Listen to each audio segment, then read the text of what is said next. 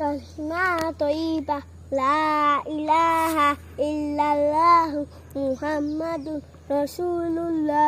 কালিমাই তয়্যিবার অর্থ আল্লাহ তাআলা ব্যতীত ইবাদতে উপযুক্ত আর কোনো মাবুদ নাই। হযরত মুহাম্মদ মুস্তাফা সাল্লাল্লাহু আলাইহি ওয়াসাল্লাম আল্লাহু তাআলা রাসূল।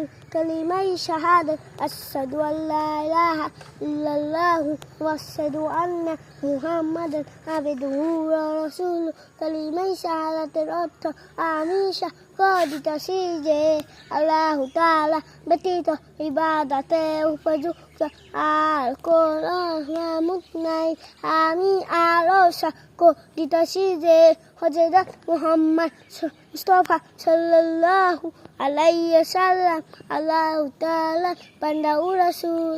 মাশাআল্লাহ। ইমানে মুঝে আমানতু বিল্লাহি কামা হুয়া বিআসমাইহি ওয়া সিফাতিহি ওয়া কবিলতু জামিআ আহকামিহি।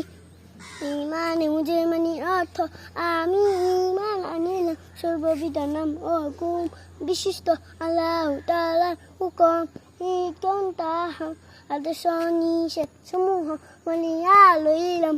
মাশাআল্লাহ মাশাআল্লাহ।